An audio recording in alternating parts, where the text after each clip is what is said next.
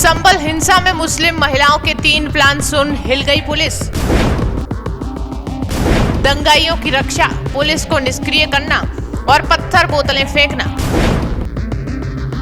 रुकैया, फरमाना, नजराना के कबूलनामे ने खोल दिए दंग रहने वाले राज।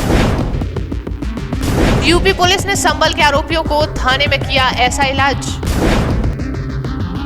उत्तर प्रदेश के संबल जिले में रविवार 23 नवंबर को भड़की हिंसा के बाद इसकी साजिश की परतें धीरे धीरे उधड़ रही हैं। पकड़े गए पत्थरबाजों ने पूछताछ में खुलासा किया कि दंगाइयों का बैकअप देने के लिए कई मुस्लिम महिलाओं को भी तैयार रखा गया था। इसी बीच उत्तर प्रदेश सरकार ने हिंसा में हुए नुकसान की वसूली उपद्रवियों से करने का ऐलान किया है। उधर जमीयत उलेमा हिंद ने भविष्य में किसी भी मस्जिद का सर्वे रोकने की मांग की है। दरअसल मीडिया रिपोर्ट्स के मुताबिक पकड़े गए पत्थरबाजों और गिरफ्तार हुए खातूनों से पूछताछ में सामने आया है कि संबल हिंसा के दौरान बैकअप के लिए मुस्लिम महिलाओं को तैयार रखा गया था। वहीं पहले से ही साजिश के तहत कांच की बोतलें और पत्थर जमा कर लिए गए थे। इसके बाद उपद्रवियों ने पुलिस पर हमला किया। अंत में औरतों को इस बात के लिए रेडी रखा गया था कि अगर पुलिस दंगाइयों का पीछा करे तो वो सामने आकर खड़ी हो जाए। बताया ये भी गया कि मुस्लिम महिलाओं पर कई जिम्मेदारियां डाली गई थी। पहली जिम्मेदारी में पुलिस के आगे खड़े होकर दंगाइयों को कवर देना था। वहीं दूसरे काम में उनको खुद भी पत्थरबाजी और सुरक्षा बलों पर बोतलें आदि फेंकने का जिम्मा मिला था। वहीं पुरुष महिला कर्मियों की संख्या चूंकि ज्यादा थी, इसीलिए मास्टरमाइंड ने ऐसा प्लान तैयार किया था। इन तीनों से पुलिस ने पहले अलग अलग पूछताछ की।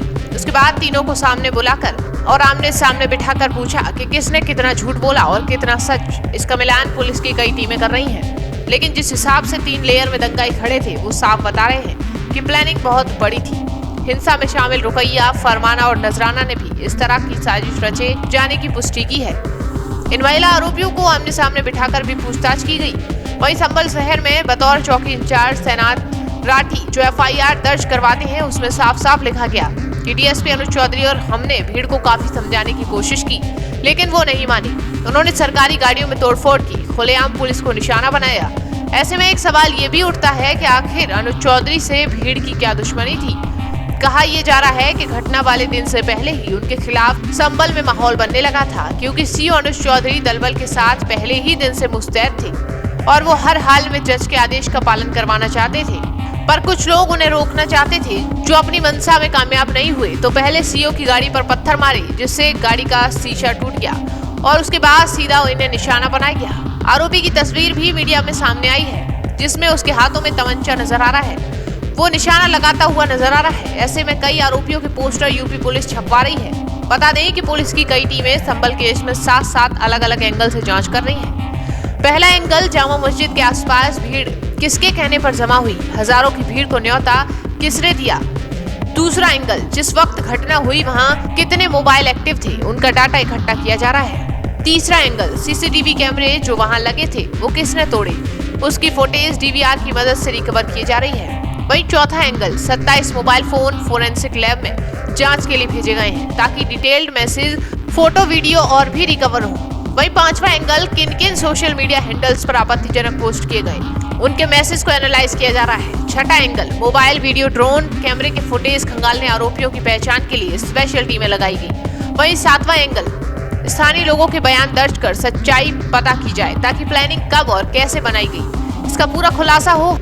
हालांकि एक तरफ पुलिस की जांच की जा रही है तो दूसरी तरफ कुछ लोग पुलिस एक्शन पर भी सवाल उठा रहे हैं। इसी बीच उत्तर प्रदेश शासन ने दंगाइयों से ही हिंसा में हुए नुकसान की भरपाई की वसूली की तैयारी कर ली है। पुलिस विभाग सहित अन्य डिपार्टमेंट नुकसान को आकलन करने में जुटा हुआ है। दंगाइयों की संपत्तियों की भी खोजबीन शुरू कर दी गई है। बताते चले कि हिंसा के बाद अब तक कुल 27 दंगाई गिरफ्तार किए जा चुके हैं। इसमें 3 महिलाओं के साथ साथ इतने ही नाबालिग भी शामिल हैं। वहीं 74 पत्थरबाजों को चिन्हित किया जा चुका है। बाकी की पड़ताल अभी भी जारी है। जिले में कहीं भी खुले में पेट्रोल बेचने पर पाबंदी लगा दी गई है। इस पूरे मामले में अब जमीयत उलेमा हिंद की भी एंट्री हुई। बता दें कि जमीयत ने सुप्रीम कोर्ट के मुखिया न्यायाधीश को एक पत्र जारी करते हुए मांग की है कि आगे से किसी भी मस्जिद का सर्वे न कराया जाए। वहीं सर्वे से सामाजिक एकता को खतरा बताते हुए जमीयत ने यह भी आवाज उठाई कि हिंदू पक्षकार the places of worship act का पालन करें। मौलाना महमूद मदनी ने मंगलवार 26 नवंबर को ये पत्र जमीयत के सचिव नूर अहमद फारूकी के जरिए से जारी किया है। इसी के साथ जमीयत उलेमा हिंद संबल हिंसा में खुलकर दंगे के आरोपितों के पक्ष में खड़ी हो गई है। बता दें कि जमीयत की तरफ से शासन ने एसडीएम और डिप्टी एसपी को सस्पेंड करने की भी मांग उठाई है।